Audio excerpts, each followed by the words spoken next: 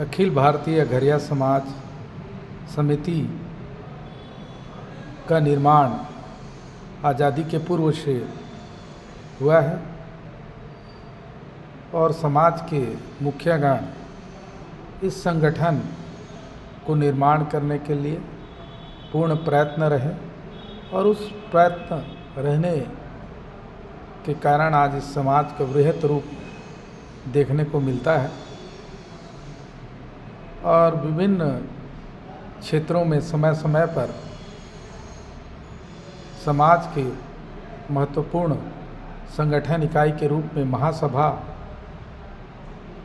को स्थान दिया गया है और महासभा के द्वारा पारित निर्णय को समाज की गतिविधि का हिस्सा माना गया है। वर्तमान में अखिल भारतीय घरिया समाज के संगठन ढांचा में सबसे पहले आता है केंद्रीय समिति।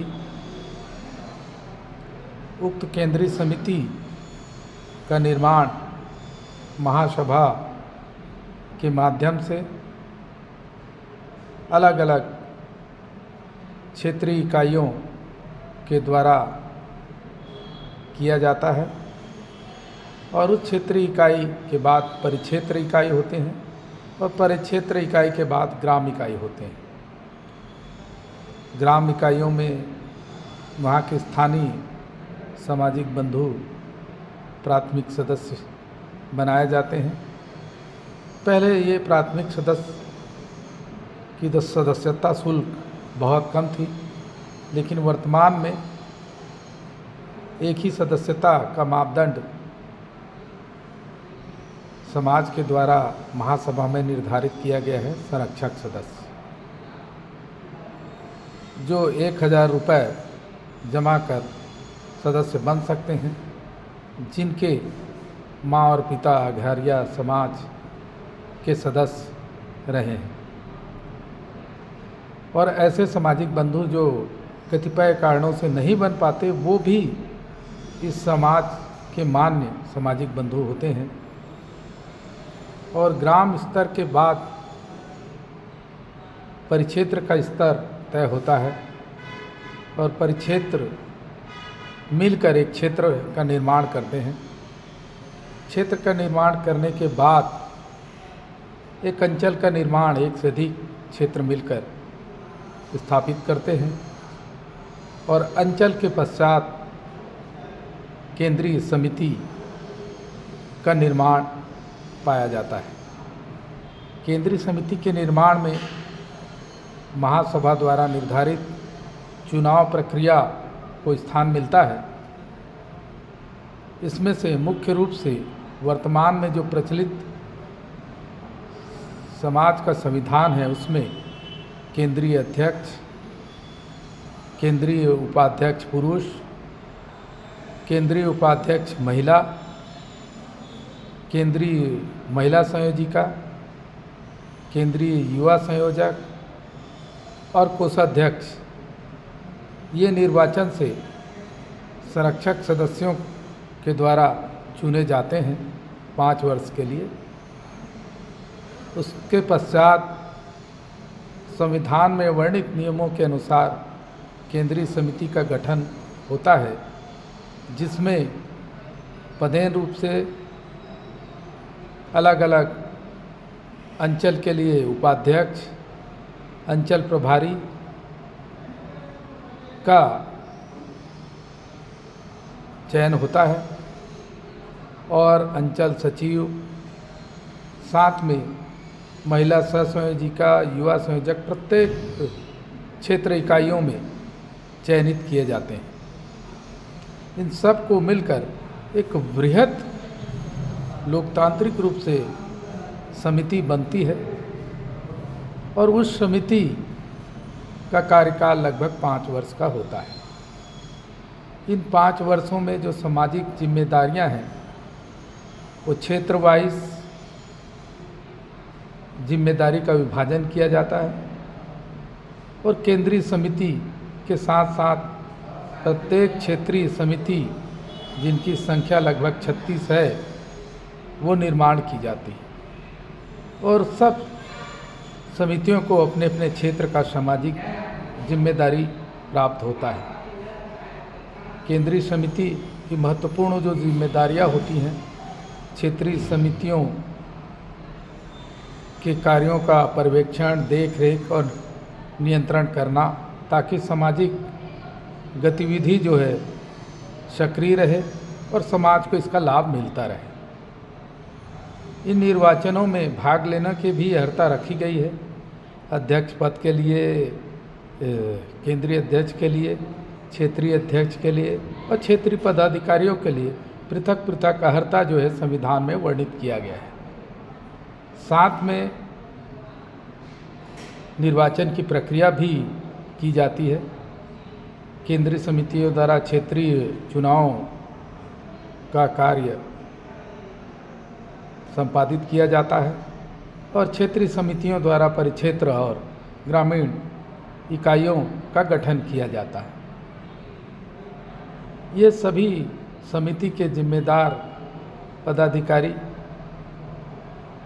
केंद्र के संविधान के अनुसार अपना कार्य करते हैं और इसमें अंतिम रूप से महासभा जो होता है वो केंद्रीय समिति द्वारा निर्धारित समय में, सामान्यतः 5 वर्षों में 2 बार किया जाता है।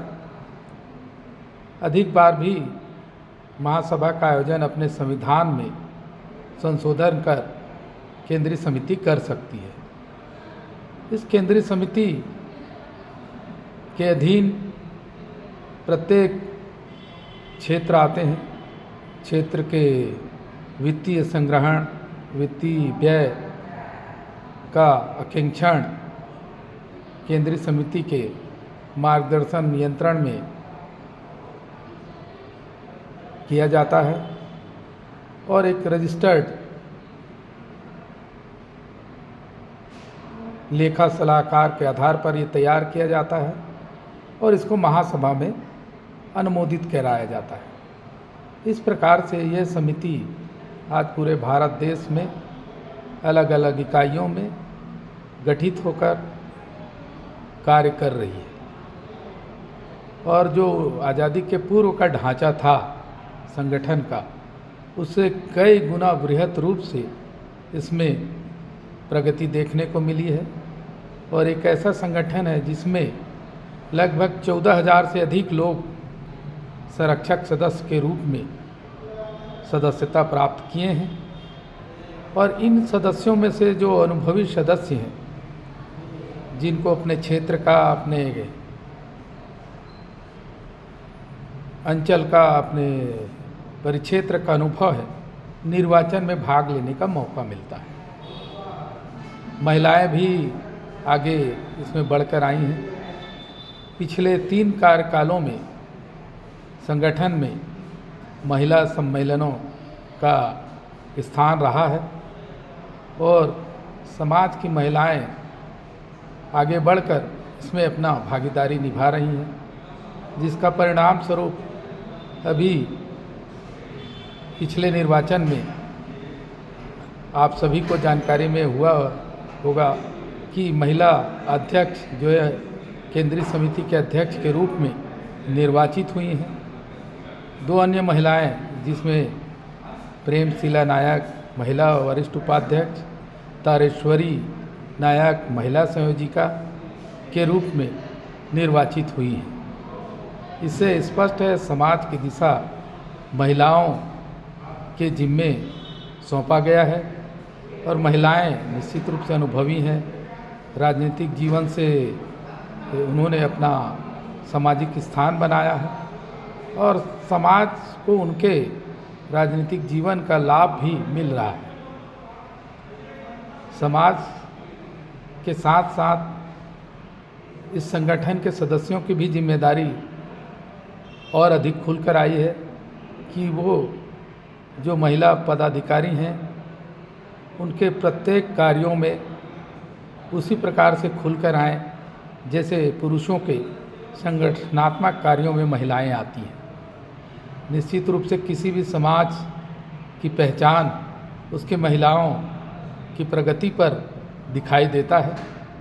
और यह जिम्मा समाज के उन प्रत्येक सदस्यों का होता है कि वो अपने समाज की महिलाओं को इस स्तर पर पहुंचाएं जिससे पूरे देश में और अंतर्राष्ट्रीय स्तर पर महिलाओं को दी गई जिम्मेदारी का यह पहला अवसर है किसी भी समाज में, और यह लाभ एक इतिहास के रूप में समाज में दर्ज होगा।